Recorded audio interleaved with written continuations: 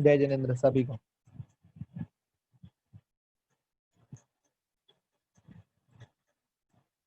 नमो अरिहंताणं नमो सिद्धाणं नमो आयर्याणं नमो वज्रायाणं नमो गोए सवसाहुणम्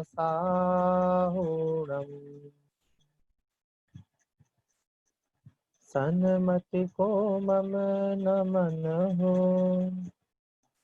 मम मति सन्मति हो सुर नर पशु गति सब मिटे गति पंचम गति हो कुंद कुंद को नित नमो हृदय कुंद खिल जा परम सुगंधित महक में जीवन मम घुल जा जीवन मम घुल जा। जय बोले देवादि देवादि प्रवर्तक आदिम तीर्थंकर श्री आदिनाथ भगवान की जय। सत्संगमयी जनवाणी माता की जय। संत शिरोमणि आचार्य गुरुवर श्री 108 विद्यासागर जी महाराज की जय। जगत पूज्य पिता तुल्य मुनि पुंगव श्री 108 सुधा सागर जी महाराज की जय। ढाई दीपक समस्त मुनिराजों की जय। अहिंसा परमो धर्म की जय। ग्रंथाधिराज श्री भक्तामृत जी महास्तोत्र की जय। ग्रंथकर्ता आचार्य मान तुंग स्वामी की जय।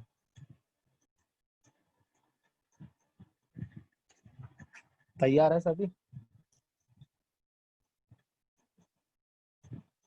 आइए शुरू करते हैं आगे से। 10 काव्य अपने हो गए थे, थोड़ा थोड़ा कुछ कुछ पूछ भी लिया था कल तो आइए आगे चलते हैं 11वें नंबर के काव्य पे। किसी का कोई प्रश्न हो तो पूछ लो।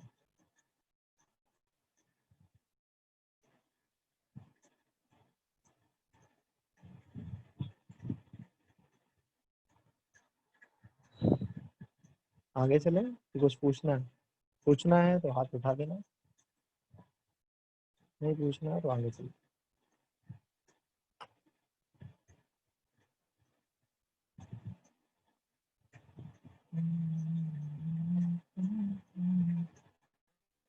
अच्छा और चलो चलो सरिता जी बोलिए।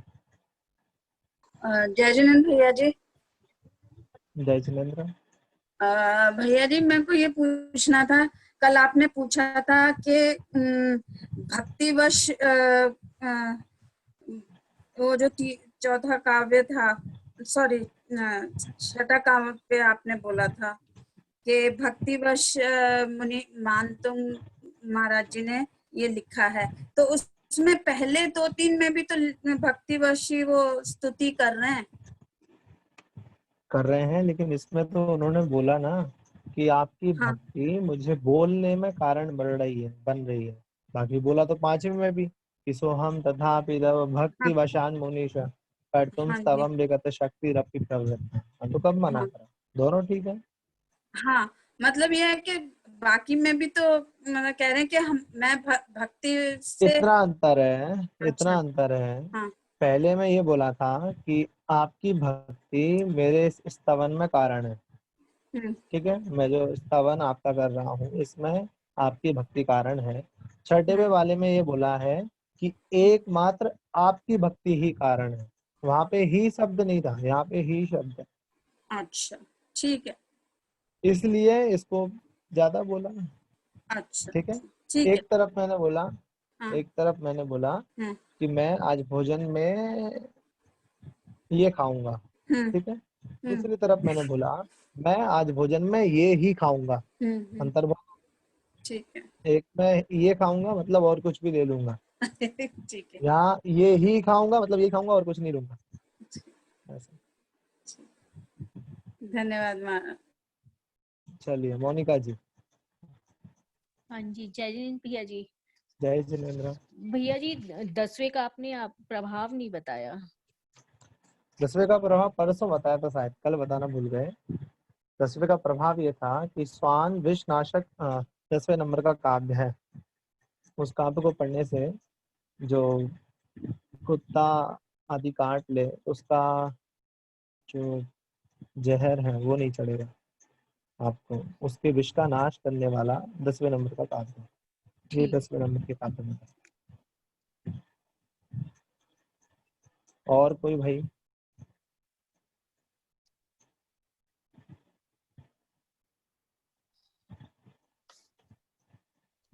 चले आगे।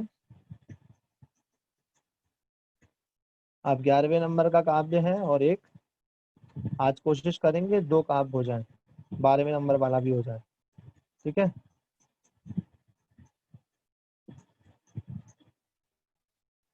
अच्छा, एक और हाथ उठ गया। हाँ जी बोलिए।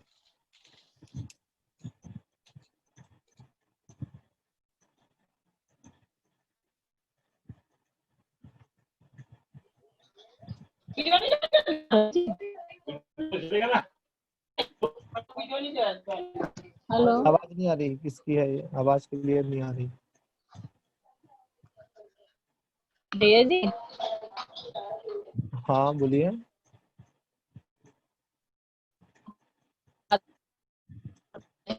तो अपन जिस वस्त्र पहन के खाना वस्त्र पहन के पढ़ सकते हैं। आपकी आवाज नहीं आ रही है मुझे बिल्कुल भी।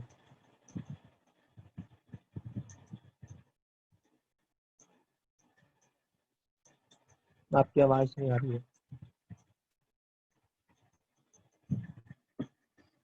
ठीक है, अगर और कुछ है तो यहाँ पे लिख दीजिए। आइए आगे चलते हैं 11वें नंबर के काव्य की ओर।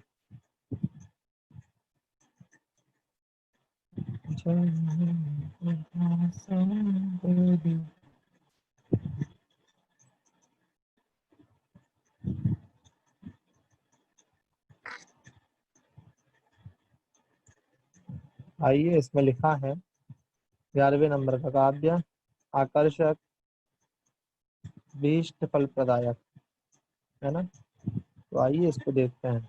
दूसरा, इस काव्य का एक और काम है कि अगर आपको अभीप्सित से मतलब आप ये भी ले सकते हैं, अगर आपको कोई व्यक्ति तो उस इष्ट व्यक्ति की या इष्ट वस्तु की प्राप्ति भी इस काव्य के माध्यम से होती है। ये इस काव्य का फायदा है। आइए 11वें नंबर का काव्य पढ़ते हैं। दृष्टवा, हाँ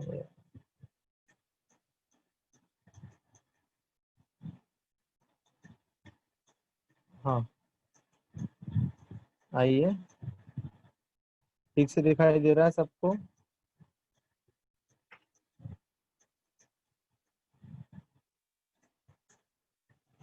दृष्टवा भवंत मणिमेष विलोकनीयम, दृष्ट्वा भवंत मणिमेष विलोकनीयम, नान्यत्र तोष मुपयाति जनश्च चक्षुः, पीत्वा पयः शशिकरत् द्युतिदुग्ध सिंधो, पीत्वा पयः शशिकरत् द्युतिदुग्ध सिंधो, क्षारं जलं जलनिधे रसितुं क इच्छे। दृष्ट्वा भवन्तमनिमेष विलोकनीयं, नान्यत्र तोषमुपयाति जनश्च चक्षुः, पीत्वा पयः शशिकरद्युतिदुग्ध सिंधुः, क्षारं जलं जलनिधे रसितुं क इच्छेत्। आइए उच्चारण करते हैं। दृष्ट्वा भवन्तमनिमेष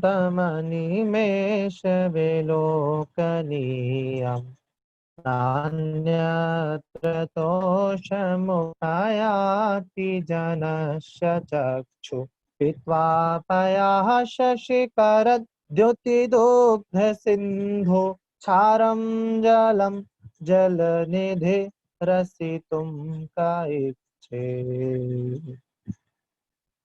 एक बार पुनः। दृष्ट्वा भवन्तमनिमेष विलोकनीयम्, नान्यत्र तोषमुपयाति जनस्य चक्षु पीत्वापयाः शशिकरद्युतिदुग्धसिन्धो क्षारं जलं जलनिधि रसितुं क इच्छे। ये हुआ उच्चारण। अभी क्या लिखा है? अभिसाप्ति। अच्छा, अभिप्सित। अभिप्सित का मतलब जो आपके लिए इच्छुक है, इच्छित है, आप जिसको पाने की कामना करते हैं, या आप जिसको इष्ट मान करके उसको भगवान से मांगते हैं, वो कहलाता है अभिप्सित। तुषार और आयुष, कुछ पूछना है आपको?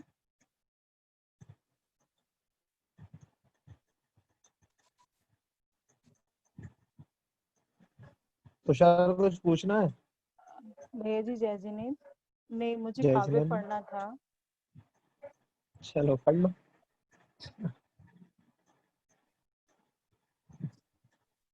भैया जी पढ़े। हाँ पढ़ो, जल्दी पढ़ो। दृष्ट्वा भवन्तमनिमेष द्विलोकनीयं नानात्र तोषमुपयाति जनस्य चक्षु पीत्वा पयशशिखरे द्युतिदुग्धसिन्धौ क्षारं जलं जलनिधे रसितु क इच्छेत्। एकदम ठीक है। हाँ निधि, बोलो। हेलो, जय जिन भैया जी। जय जिनेन्द्र। भैया ये जो लास्ट फोर्थ लाइन है, चारम जलम जल निधे तुम का इच्छेत है कि चारम जलम जल निधे निधे रसितुम का इच्छेत, रसितुम का इच्छेत। तो कि हम लोगों ने जो सीखा है वो निधे तुम का इच्छेत सीखा। नहीं, गलत हो जाएगा। जल निधि का मतलब होता है समुद्र, और रसितुम मतलब पीने का, ठीक है, उसका पान करने का। इसलिए दोनों अलग अलग शब्द हैं, अलग अलग बोलने हैं। अच्छा ठीक है। ठीक। रेखा जैन। पढ़े भैया जी। हाँ। दृष्ट्वा भवन्तमनिमेष विलोकनीयं नान्यत्र तोषमुपयाति जनस्य चक्षुः पीत्वा पयशशिखरधुति दुग्धसिन्धो क्षारं जलं जलनिधे रसितुं क इच्छेत्। बहुत बढ़िया, एकदम ठीक। जसिका, आवाज आ रही है?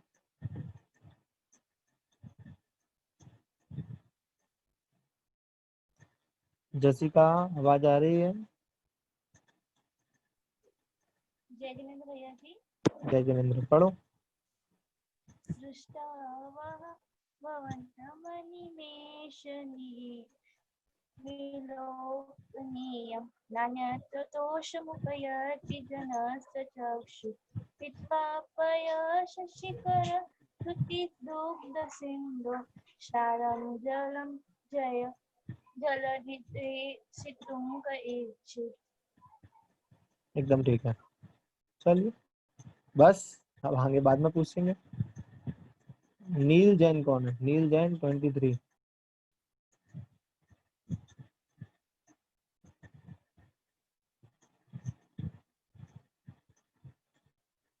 नील जैन, आवाज आ रही है तो पढ़िए।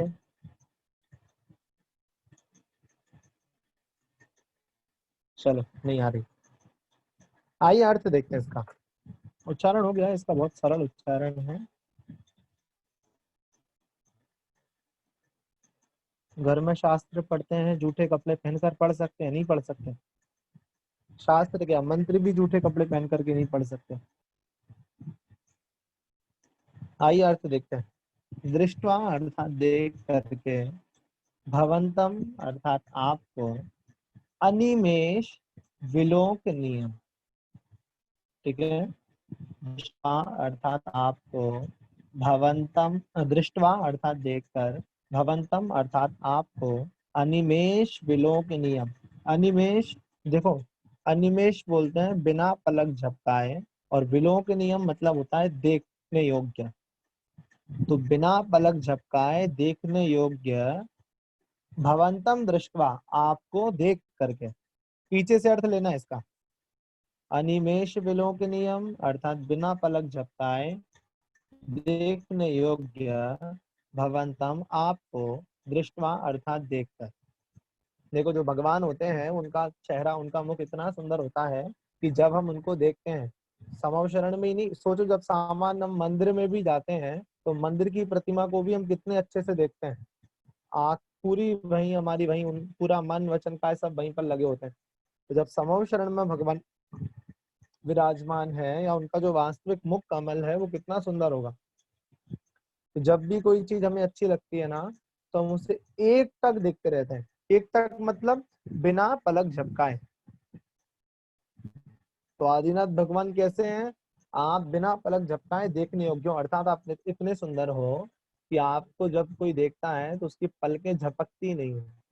इसलिए यहाँ पे बोला अनिमेष विलोकनीयम, अर्थात बिना पलक झपकाए देखने योग्य, भवंतम दृष्टवा आपको देख करके, ना अन्यत्र, ना मतलब नहीं, अन्यत्र मतलब अन्य कहीं, तोषम उपयाति, तोषम उपयाति, तोषम अर्थात संतोष को, जैसे अपन बोलते ना सेटिस्फाई हो जाना, तो तोषम अर्थात संतोष को, उपयाति अर्थात प्राप्त होते हैं, जनस्य चक्षु, जनस्य अर्थात लोगों के, चक्षु अर्थात नेत्र, बिना पलक झपकाए देखने योग्य आपको देख करके, अन्य कहीं भी, अन्यत्र अर्थात अन्य कहीं भी, ना तोषम उपयाति, ना मतलब नहीं होते संतोष को प्राप्त लोगों के चक्षु अर्थात नेत्र।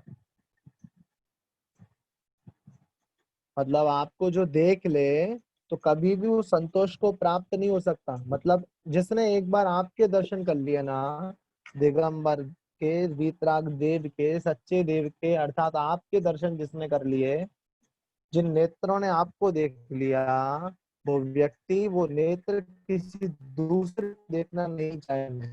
यहाँ एकदम सीधा सा आक्षेप उन्होंने उन रागी द्वेषी देवताओं के लिए करा है जिनके पीछे आजकल कुछ लोग भागते हैं। बात समझ में आ रही है? जो रागी द्वेषी देवता होते हैं, जो वस्त्रधारी होते हैं, हाथ पैरों में अस्त्र और शस्त्र लिए होते हैं, अर्थात हथियार लिए होते हैं, राग द्वेष से सहित होते हैं, उनके बारे में यहाँ पे बात कर रहे हैं कि जिसने एक बार आपके दर्शन कर लिए वो और कहीं भी संतोष को प्राप्त नहीं होगा। नीचे एग्जाम्पल दे रहे हैं बहुत अच्छा सा। पीत्वा पया, पीत्वा अर्थात पी करके, पया अर्थात जल, पर कैसा जल? शशिकर द्युति, शशिकर अर्थात चंद्रमा की, द्युति अर्थात कांति के समान, दुग्ध सिंधु, शशिकर अर्थात चंद्रमा की, द्युति अर्थात कांति के समान उज्जवल, दुग्ध सिंधु, दुग्ध सिंधु अर्थात दूध सागर का जल। दूध सागर बोलते हैं क्षीर सागर को, जिसका बारे में बोला जाता है ना कि वो इतना स्वादिष्ट जल होता है क्षीर सागर का जल, और इतना सफेद, इतना निर्मल जल होता है कि उसी से तीर्थंकर का अभिषेक होता है।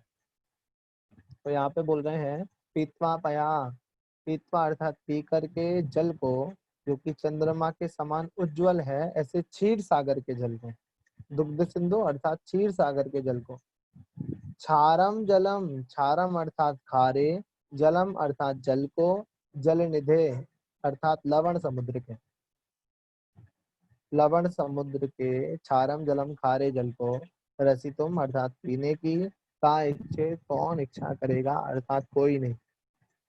बहुत सामान्य सा इसका अर्थ है कि जिसने एक बार, जिसके नेत्रों ने एक बार आपके दर्शन कर लिए, उसके नेत्र अन्य कहीं भी किसी भी जगह संतोष को प्राप्त नहीं हो सकते। जैसे जिसने एक बार क्षीर सागर का जल पी लिया तो उसको लवण समुद्र का खारा जल अच्छा नहीं लगेगा।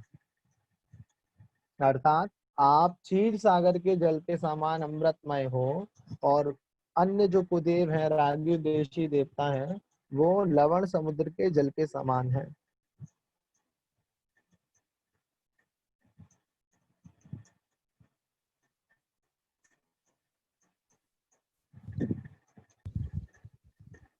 जय जी जिनेंद्र भैया जी, जय इसमें जिनेंद्र। एक थोड़ा सा कंफ्यूजन मुझे यहाँ है सेकंड लाइन में।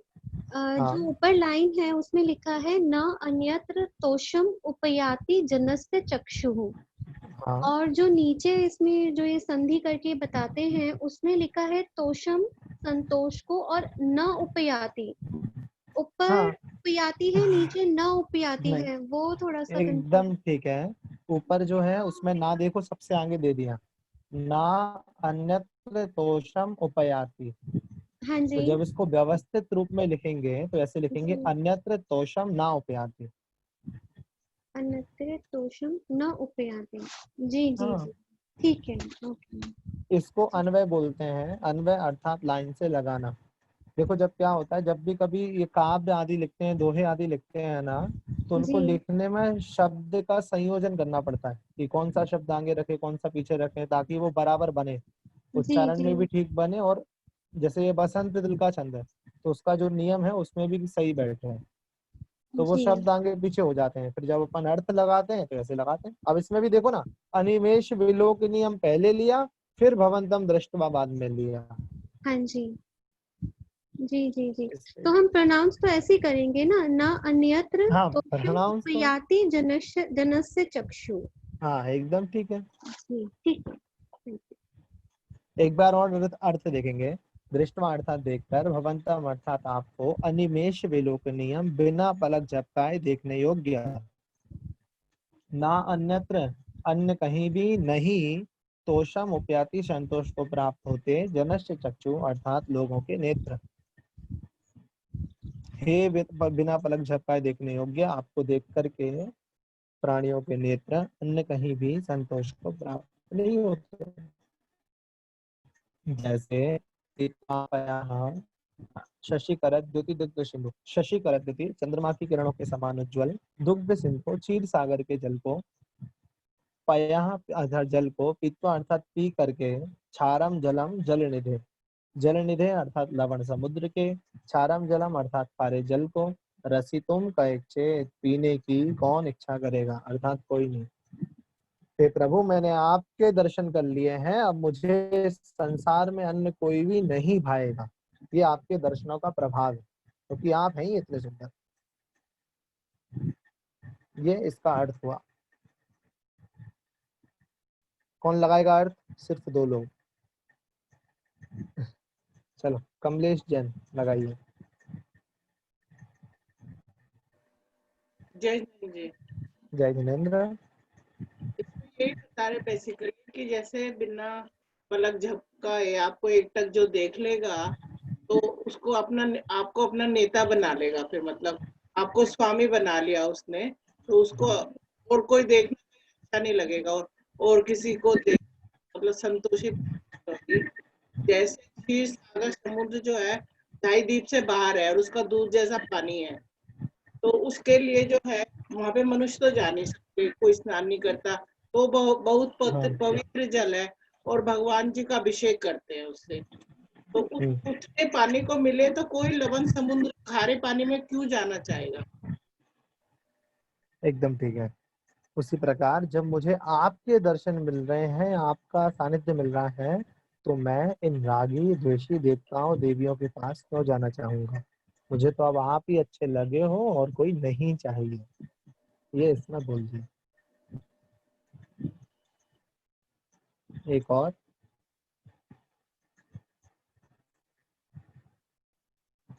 अलका जैन। जय जिनेन्द्र भैया जी। जय जिनेन्द्र। इसका इसका अर्थ यही है कि मैं जो है जिस प्रकार भगवान के दर्शन करने के लिए हम जाते हैं, बिना पलक झपके ही उनके हम दर्शन करते हैं, और फिर हमको जो है और कोई इच्छा नहीं रहती है। ऐसे ही चंद्रमा के समान जो क्षीर सागर का जल है वो हमें अच्छा लगता है, खारे समुद्र का जल हमें नहीं अच्छा लगता, हमें नहीं भाता। इसी प्रकार हमें भगवान के जब दर्शन हो जाते हैं तो हमें और कोई अच्छा नहीं लगता है। एकदम ठीक। किरण उमेश।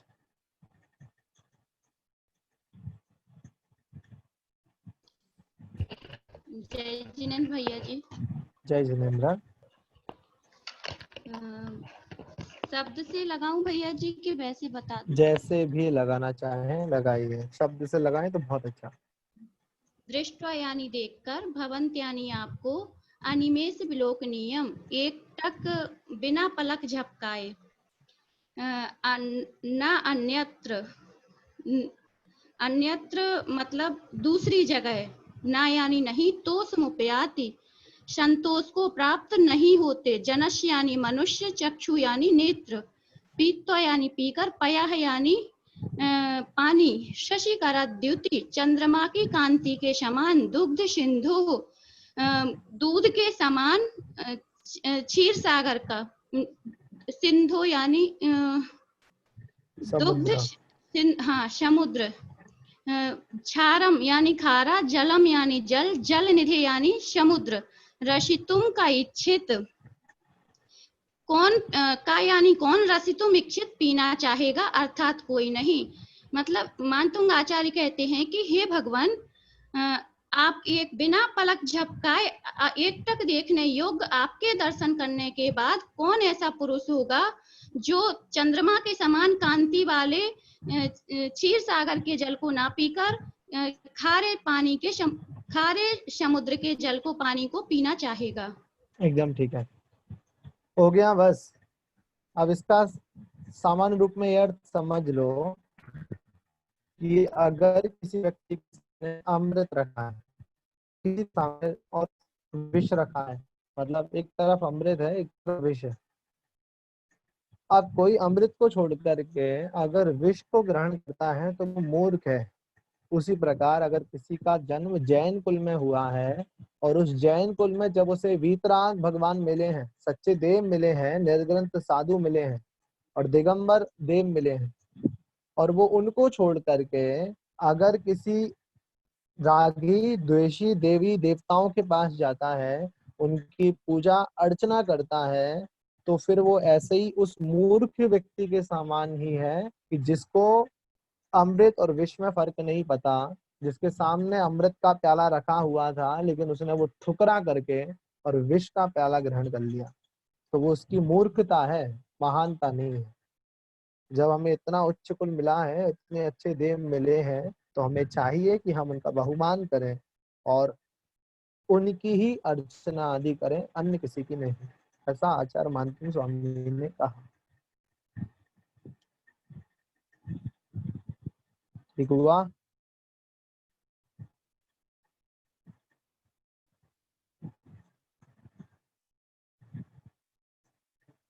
अब अगर किसी को इसमें कुछ पूछना है तो वो पूछ सकता है, नहीं तो 12वें नंबर के काव्य पे आगे बढ़ रहा है।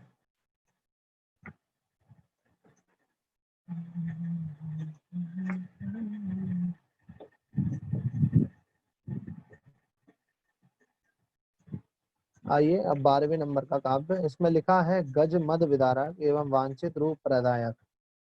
और ऐसा ही है, इसका एक और काम भी है कि वांछित रूप प्रदायक मतलब जो रूप हमें अच्छा लगता है वो तो ये देगा ही देगा, साथ ही साथ परिवार में भी मेल मिलाप बढ़ाता है ये वाला काव्य। अर्थात पारिवारिक अगर कोई समस्या है, आपस में बन नहीं रही है, तो इस काव्य के माध्यम से पारिवारिक मिलाप बढ़ता है, अर्थात आपस में प्रीति भी बढ़ती है। आइए इसको पढ़ते हैं। यही शांत राग रुचि भी, यही शांत राग रुचि भी परमाणु भिस्त्वम, ध्यान से देखना इसको, यही शांत राग रुचि भी परमाणु भिस्त्वम निर्मापितस त्रिभुवनैक ललाम भूता तावंत एव खलु ते, तावंत एव खलु ते प्यणवः पृथिव्याम, प्यणवः पृथिव्याम यत्ते समानमपरम, यत्ते समानमपरम नहि रूपमस्ति। आइए उच्चारण करते हैं। यही शांत राग रुचिभिः परमाणुभिस्त्वं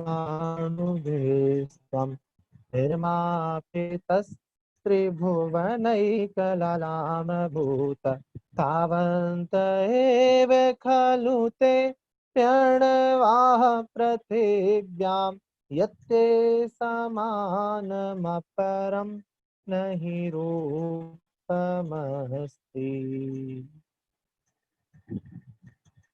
एक बार और। यही शांत राग रुचिभिः परमाणुभिस्त्वं निर्मापितस्त्रिभुवनैकललामभूत तावन्त एव खलु ते प्रणवाः पृथिव्यां यत्ते समानमपरं नहि रूपमस्ति।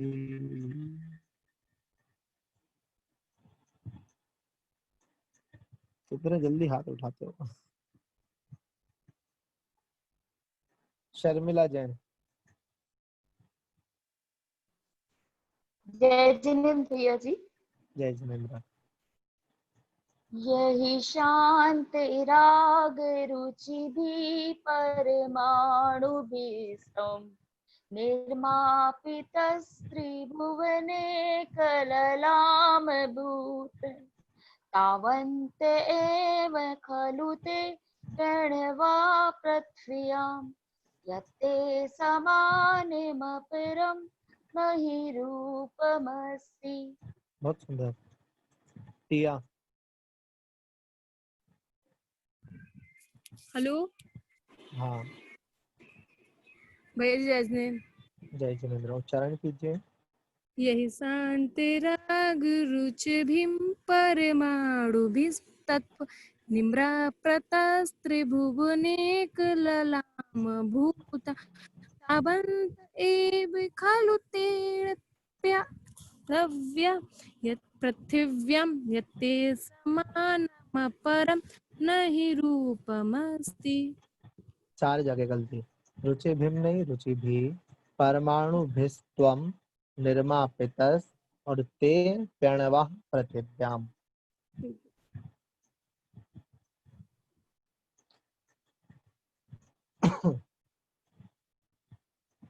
हाँ अंजू भाभी। जय जिनेन्द्र भैया जी, आवाज आ रही है? हाँ। यही शांत राग रुचि भी परमाणु भीस्त्वं निर्मापितस्त्रिभुवनेक ललाम भूत तावन्त एव खलु ते प्रणव पृथिव्या यते समानमपरं नहि रूपमस्ति। एकदम ठीक है। हाँ सोनाली जी, आपने पूछा भैया जी यहाँ सिंधु और जल निधे ये दोनों सागर के लिए शब्द आए हैं, तो इसके अर्थ अलग अलग है? अलग अलग नहीं है। सिंधु वहाँ दुग्ध सिंधु था अर्थात दूध सागर, और यहाँ जल निधे अर्थात लवण समुद्र, खारे पानी का सागर। ठीक है।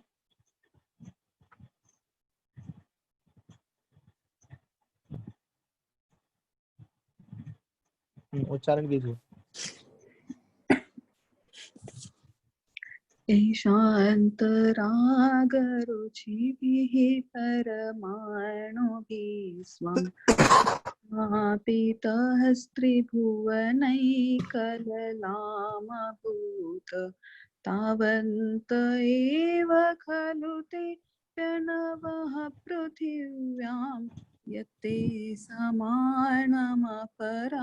नहि रूपमस्ति। बहुत बढ़िया, मतलब उच्चारण आ गया लगभग सभी को। चलिए अब इसका अर्थ देखते हैं। अर्थ बहुत सरल है, बस थोड़ा सा समझना पड़ेगा शब्दों को। यही मतलब जिन शांत राग अर्थात शांत कर दिया है जहाँ पे राग, या शांत हो गया है जहाँ राग या रहे, पर्यायवाची शब्द है। आप शांत राग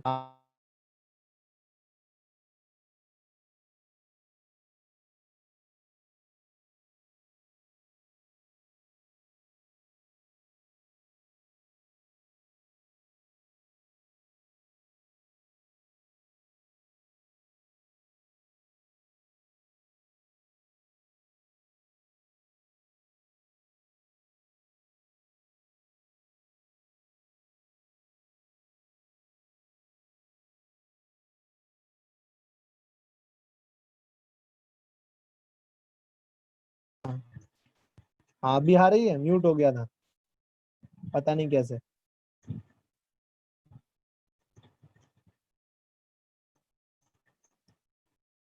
यही अर्थात जिन, शांत राग अर्थात राग रहे, रुचि भी अर्थात रुचि कर, परमाणु भी अर्थात परमाणुओं के द्वारा, त्वम निर्मापितस, त्वम मतलब आपका, निर्मापितस अर्थात निर्माण हुआ है। अभी आवाज आ रही है कि नहीं आ रही है, जल्दी बताइए।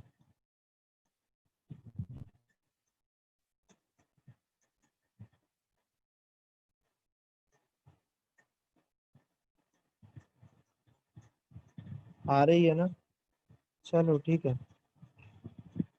यही मतलब जिन, शांत राग अर्थात राग रहे, रुचि भी अर्थात रुचि कर, परमाणु भी अर्थात परमाणुओं के द्वारा, त्वम निर्मापितस, त्वम मतलब आपका या तुम्हारा, निर्मापितस अर्थात निर्माण हुआ है, त्रिभुवनैक ललाम भूत, त्रिभुवनैक अर्थात तीनों लोकों में, एक ललाम भूत अर्थात एकमात्र आभूषण स्वरूप। ये इनका संबोधन है कि हे तीनों लोकों में एकमात्र आभूषण स्वरूप, जिन राग रहित परमाणुओं से आपका निर्माण हुआ है। आगे बोलेंगे, आगे देखो।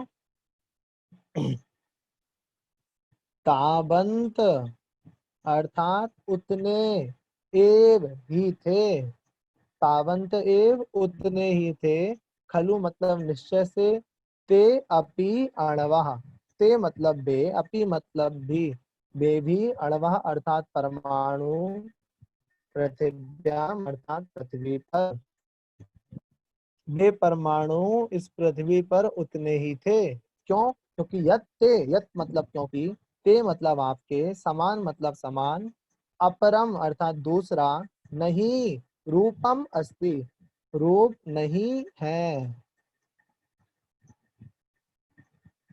एक बार दोबारा, बहुत अच्छा अर्थ है इसका।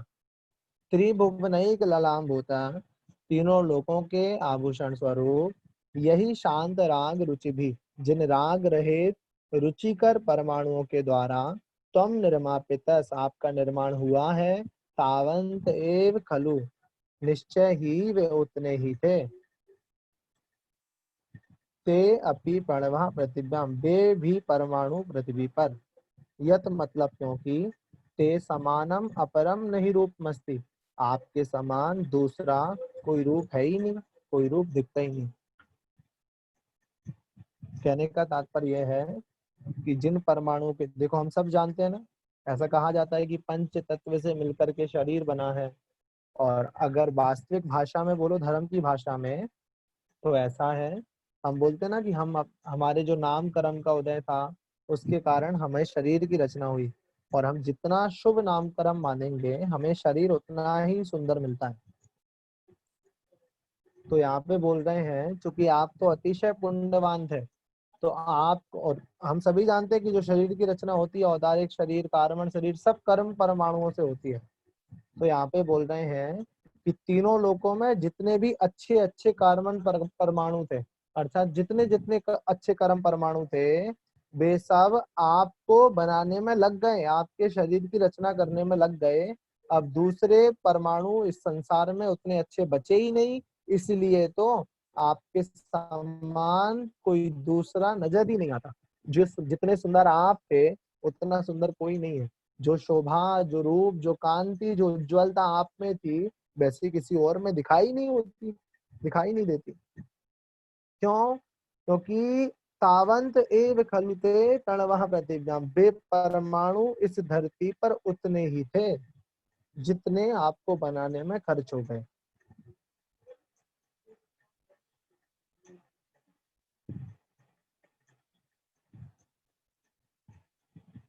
हम बोलते हैं ना कि जैसे कोहिनूर हीरा है, तो हम बोलेंगे इसकी क्या कीमत है, बोले कोई कीमत नहीं है। क्यों? क्योंकि अमूल्य है। अमूल्य क्यों है? क्योंकि इसके जैसा कोई दूसरा है ही नहीं, और जो एकमात्र वस्तु पूरे विश्व में से, पूरे संसार में हो, वो हमेशा अमूल्य रहती है।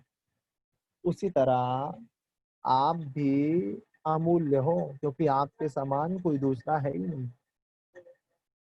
क्योंकि दूसरा हो कैसे, जितने जितने अच्छे अच्छे परमाणु थे वे सब आपके शरीर की रचना करने में खर्च हो गए। तो जब आपके शरीर की रचना करने में खर्च हो गए तो अब और परमाणु बचे ही नहीं जो सबसे बेस्ट बेस्ट थे। तो अब आपके समान दूसरा कोई बन भी नहीं सकता।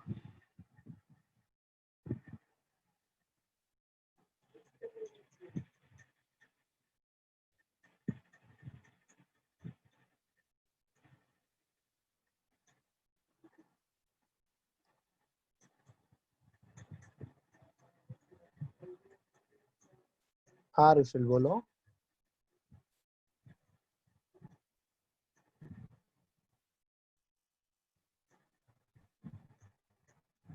रुशिल आवाज नहीं आ रही बेटा आपकी।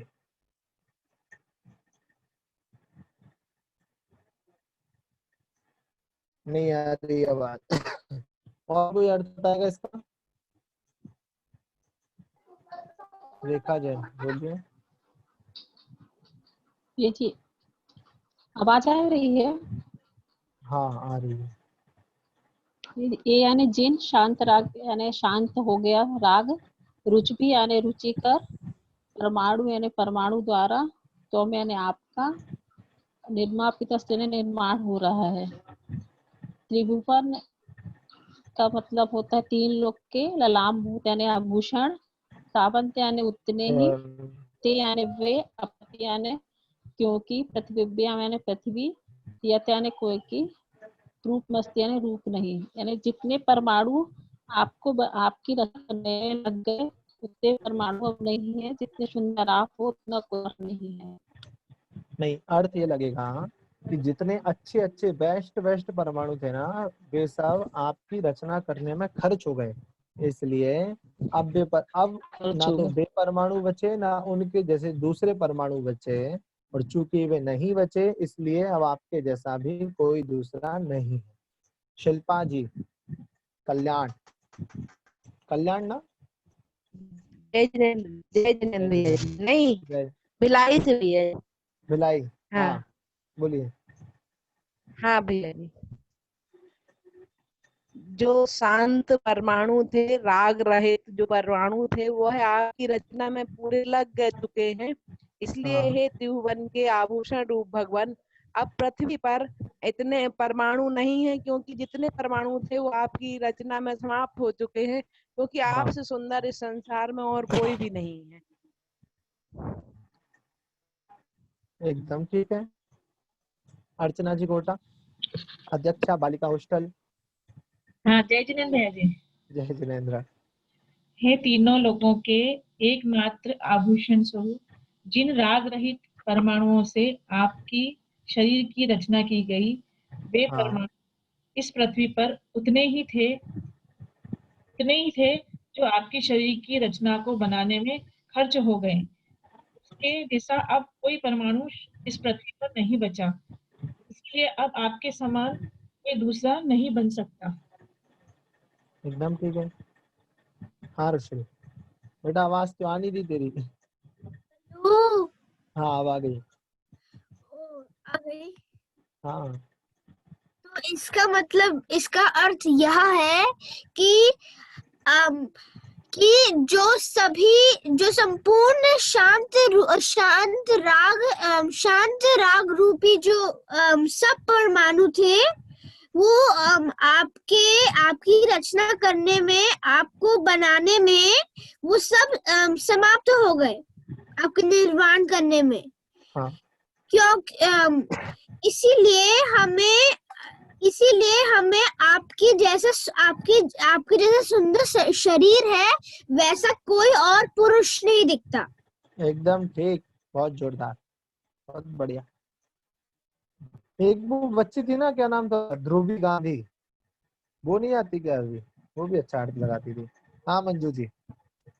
हाँ, इसमें कह रहे हैं मानतुंग आचार्य जी कि हे त्रिभुवन के आभूषण रूप स्वामी जी, जितने भी परमाणु थे राग रहित और सुंदर परमाणु, वो सब निश्चय से आपको बनाने में खर्च हो गए।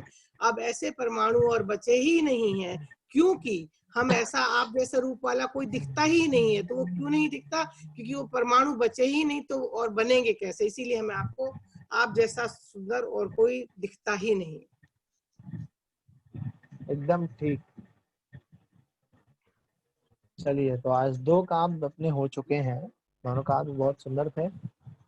इस कार्ड में ये बोला, देखो एक उदाहरण से देखते हैं अपन। जैसे मान लो ये पेन, ठीक है। अब इस पेन से मैंने लिखना शुरू करा। एक विश्व की एकमात्र पेन है, इसके अलावा दूसरी पेन नहीं है। मैंने इससे लिखना शुरू करा, इसकी जो स्याही थी वो खत्म हो गई, ठीक है। अब मैं दुकानदार के पास गया और उससे बोला कि भैया मुझे तो ये पेन चाहिए। बोला मेरे पास है ही नहीं।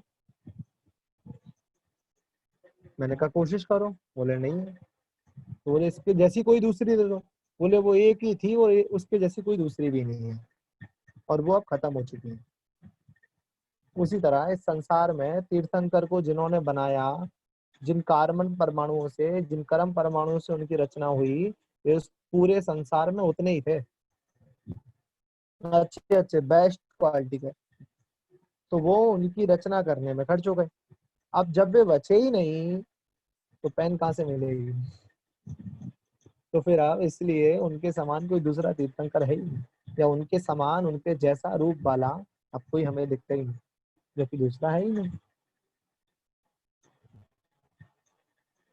ठीक है। विश्व के सबसे सुंदर, सबसे अच्छे जितने परमाणु थे, वे आपके शरीर की रचना करने में खर्च हो चुके हैं। इसलिए आपके समान कोई दूसरा आपके रूप वाला हमें दिखता नहीं है, और हो भी नहीं सकता, क्योंकि आप समझ आ गया काव्य? कुछ पूछना है तो पूछो।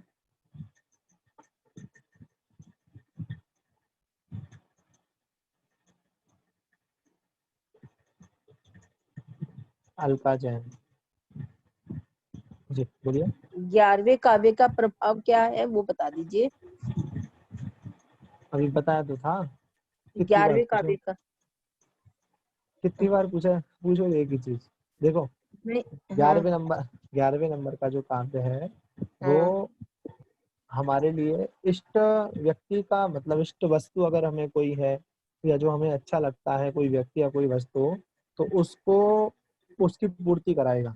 मतलब हमें कोई वस्तु, कोई व्यक्ति अच्छा लग रहा है तो हमें मिलेगा। संसार मार्ग में, मोक्ष मार्ग में जो इष्ट वस्तु हमें प्राप्त लग रही है, अर्थात चाहे वो रत्नत्रय हो, सम्यक दर्शन हो, ज्ञान हो, चारित्र हो, या सच्चे देव शास्त्र गुरु हैं, उनकी प्राप्ति कराएगा। ठीक है। जो दोनों में से मांगना हो तो मांग लेना। 12वें नंबर का जो काव्य था उसके बारे में बताया। हाँ, एक पारिवारिक मिलाप बढ़ाता है। दूसरा, आपको जितना सुंदर रूप चाहिए उस सुंदर रूप को प्रदान कराता है। ठीक है। अब आपको तीनों लोकों में अद्वितीय रूप चाहिए तो भी आपको मिल जाएगा, और अगर आपको बस इस लोक में सुंदर चाहिए, आपके मोहल्ले, गांव, परिवार में, तो भी मिल जाएगा। जो मांगना है मांगो, रास्ते खोले। हाँ, विशाल जन से रहूं। भैया जी, मुझे एक बार ये 12वें काव्य का उच्चारण पूछना था। जो टिप्पण है वह पृथिव्याम, क्या आवाज कट रही है। जो उच्चारण है 12वें काव्य का, टिप्पण है वह पृथिव्याम, इसको अपन सही क्या उच्चारण करेंगे? ते प्यणवाह, प्यणवाह, प्यणवाह, आधा पा या णा और वाह, प्यणवाह पृथिव्याम। उसमें जो ऐसा सा बना है ना, वो एस बना है, उसको मत बड़ा करो। वो सिर्फ एक समझाने के लिए होता है कि वहां पे आ है। उसका नाम होता है पूर्व ग्रह, अवग्रह भी जैसे बोलते हैं। ठीक है, उच्चारण उसका नहीं होगा। ते प्यणवाह पृथिव्याम। अच्छा, किताब है आपके पास? जी। पूरे काव्य का उच्चारण करो। शांत राग रुचि भी परमाणु विस्त्वम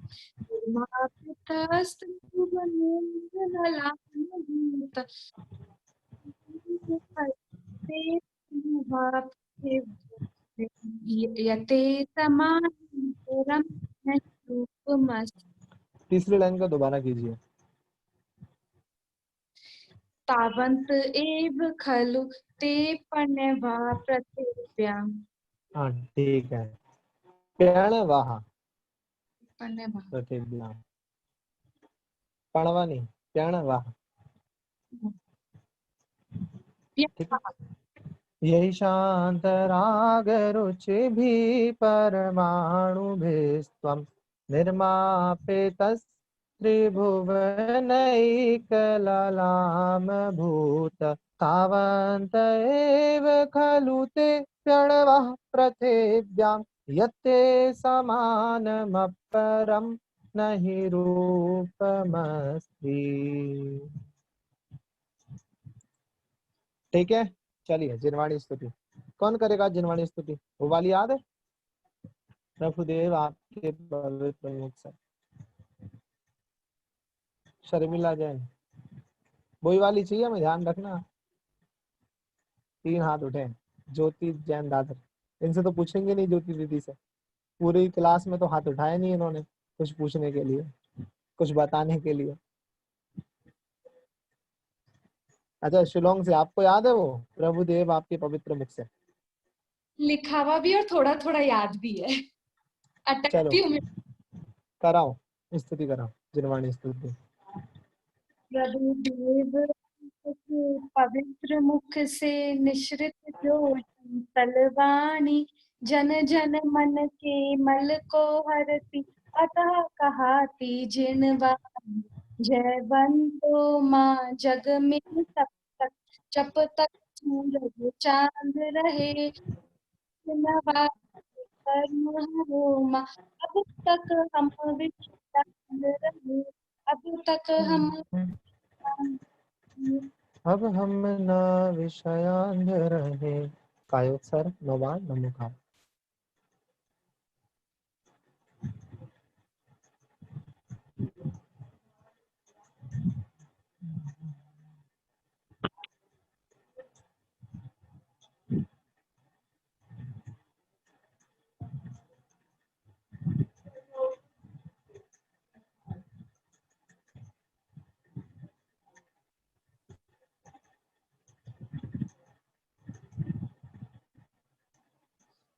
जय बोलो देवादिदेव श्री आदिनाथ भगवान की जय। वात्सांगमयी जिनवाणी माता की जय। संत शिरोमणि आचार्य गुरुवर श्री 108 विद्यासागर जी महामुनिराज की जय। सभी को जय जिनेन्द्र।